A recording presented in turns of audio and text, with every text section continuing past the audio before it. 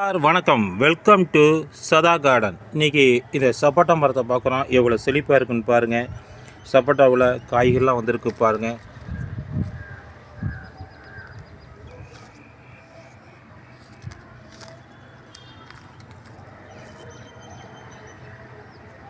காய்களை பாருங்கள்.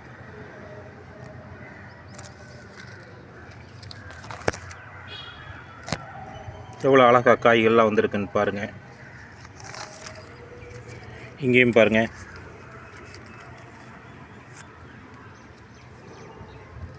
காய்கள் வந்திருக்கு பாருங்கள். இங்கே பாருங்கள், மொட்டுக்கள்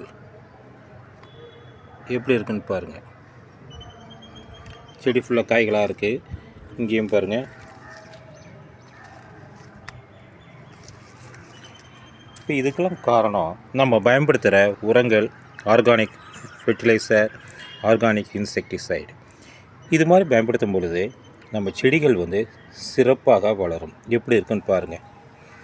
குருத்துக்கள் எப்படி இருக்குது,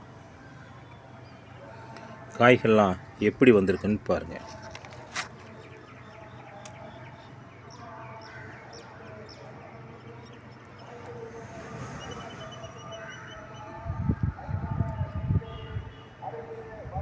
இது மாதிரி காய்கள்லாம் வரணும்னா நம்ம இயற்கை உரங்களை உபயோகிக்கணும், இயற்கை பூச்சிக்கொல்லிகளை பயன்படுத்தணும்.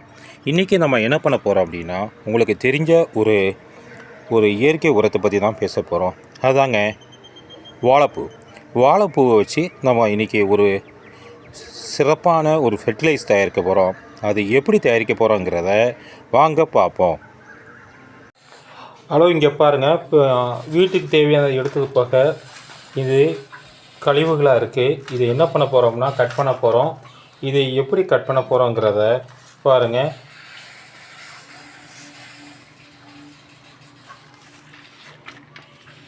இதை சின்ன சின்னதாக கட் பண்ணணும்.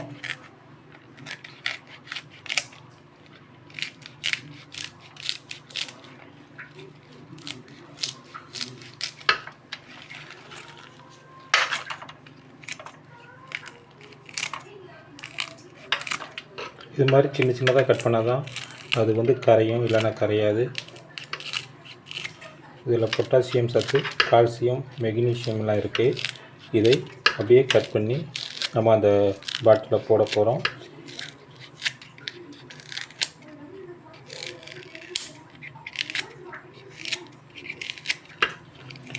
இது ஒரு நாள் ஊறினா போதும், தேவையான சத்து நமக்கு கிடச்சிரும். இது எப்படி இருக்குங்கிறத பார்க்கலாம். இதை பாருங்கள். இதை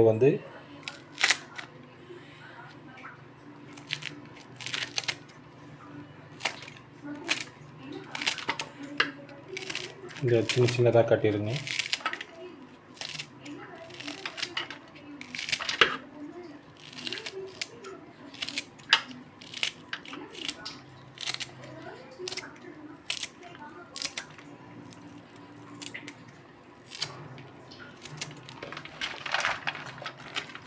இதே மாதிரி எல்லாத்தையும் கட் பண்ணுங்க. அந்த மிச்சம் உள்ளட்ட இது மாதிரி தூளாக இது பண்ணிக்கணும். பாருங்கள், இது மாதிரி பண்ணால் தான் அது தண்ணியில் ஈஸியாக பண்ணணும், இல்லைன்னா அது அவ்வளோ ஈஸியில் ஃபெர்மெண்டேஷன் ஆகாது. அதனால் நல்லா தூளாக பண்ணிக்கோங்க. அது எப்படி என்ன பண்ண போகிறோங்கிறத பாருங்கள். இது மாதிரி ஒரு பாட்டில் எடுத்துக்கோங்க. இந்த பாட்டிலில் இதை அள்ளி போடுங்க.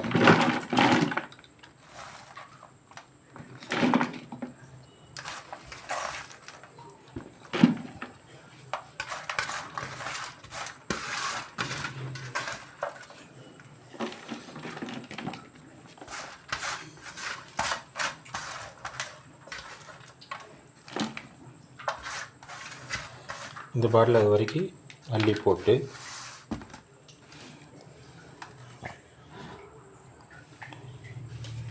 அதில் தண்ணி ஊற்றுங்க. இந்த பாருங்கள்,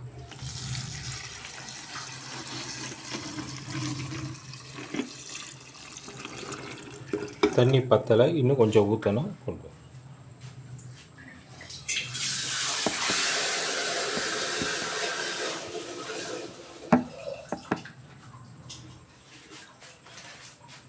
பாருங்கள்.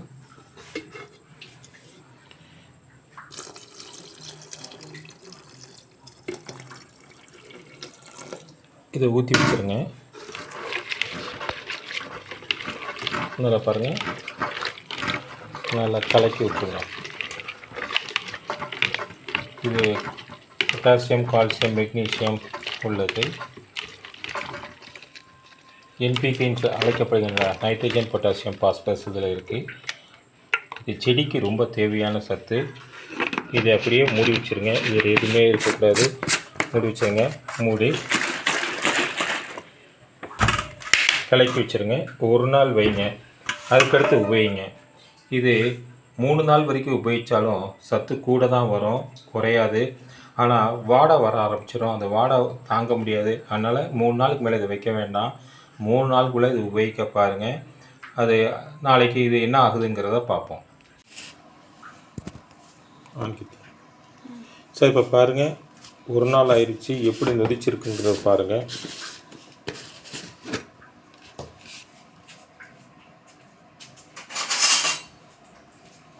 இந்த பாருங்கள், எப்படி நுர நிறையா இருக்குன்னு பாருங்கள். இதுதான் வாழைப்பூ liquid fertilizer. Nitrogen, potassium, calcium, magnesium எல்லாமே கலந்தது.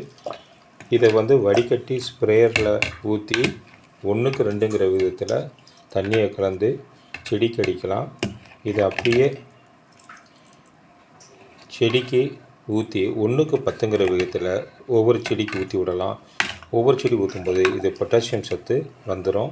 இது என்ன செய்யலாங்கிறத பார்ப்போம். இதை பாருங்கள், எப்படி ஃபெர்மெண்டேஷன் ஆகிருக்கு, நொதிச்சு ஆகிருக்குன்னு பாருங்கள்.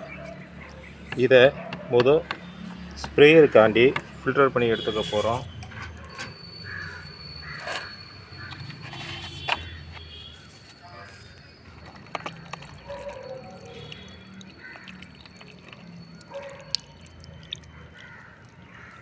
ஓகே,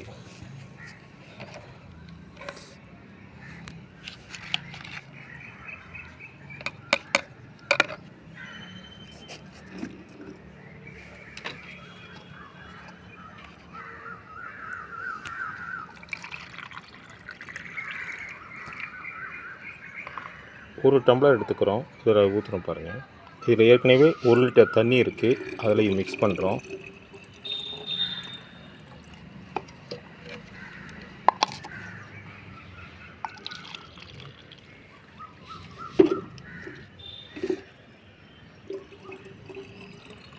இப்போ கால்சியம், பொட்டாசியம், மெக்னீசியம் கலந்த கலவை ரெடி ஆயிடுச்சு. ஸ்ப்ரேயருக்கு ரெடி ஆயிடுச்சு. ஸ்ப்ரேயர் ரெடி பண்ணிட்டோம்.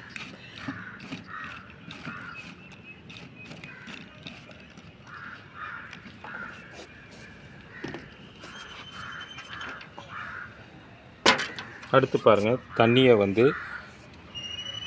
வாளியில் 3/4 வாளிக்கு மேலே எடுத்துருக்கோம். இது எப்படியும் 10 லிட்டர் தண்ணி இருக்கும்.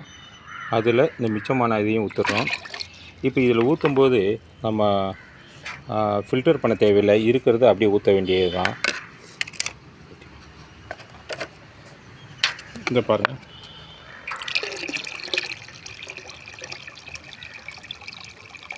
அவ்வளோதான். இதை தண்ணி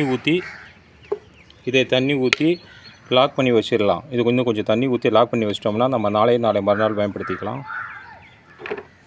இப்போ இதை கலந்துடலாம்.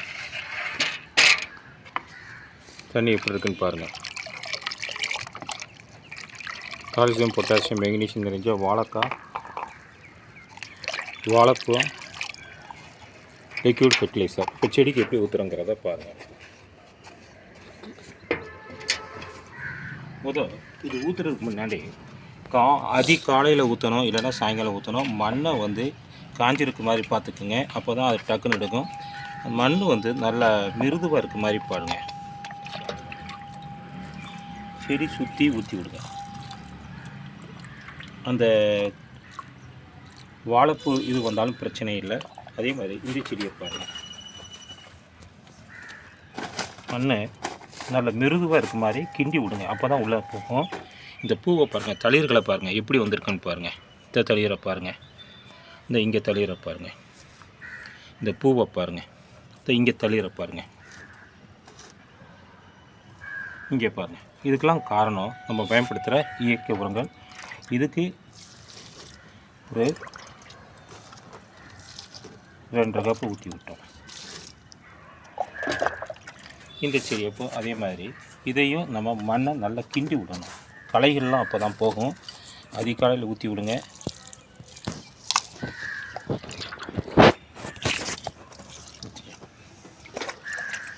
இது மாதிரி ஊற்றி விடுங்க. இப்போ இந்த ரோஸ் செடியை பாருங்கள் எப்படி மொட்டு வந்திருக்குன்னு பாருங்கள். எவ்வளோ பெருசாக வந்திருக்குன்னு பாருங்கள். கிளையும் பாருங்கள் எவ்வளோ தூரம் வளர்ந்துருக்குன்னு பாருங்கள். இந்த ரோஸை பாருங்கள்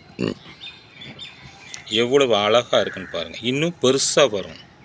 இது ஒரு 3-4 நாளைக்கு காயாமல் இருக்கும். அந்த அளவுக்கு வரும். இலைகள் எப்படி வந்திருக்குன்னு பாருங்கள். இதுக்கும் செடிக்கு தண்ணி ஊற்றிடுங்க.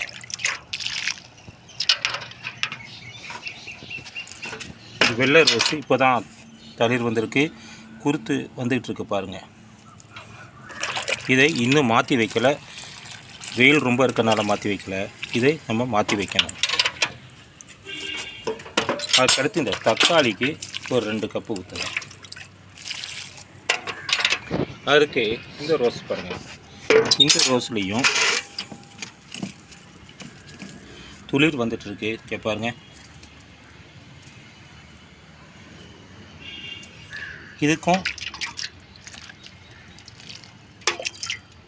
2 கப்பு ஊற்றுங்க. இது நவாப்பழ செடி. இதையும் நல்லா களை இல்லாத அளவுக்கு பண்ணுங்க. சுத்திக்கு ஊற்றி விடுங்க.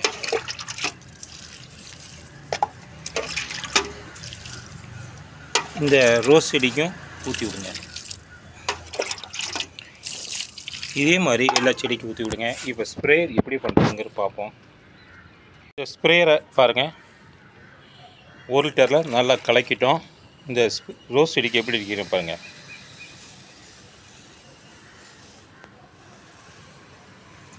செடியெல்லாம் நல்லா முழுகிற வரைக்கும் அடிங்க. இந்த செடிக்கும் அதே மாதிரி அடிச்சிட்டோம்.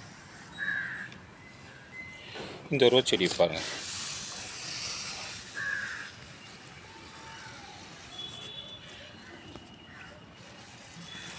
எவ்வளோ அழகாக இருக்குன்னு பாருங்கள். இந்த ரோஸ் செடியும் அடிச்சிட்டோம்.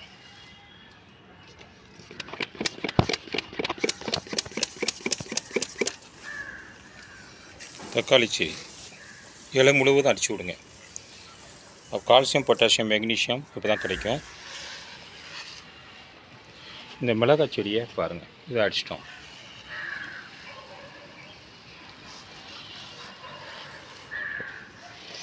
இந்த ரோஸ் செடியை பாருங்கள்.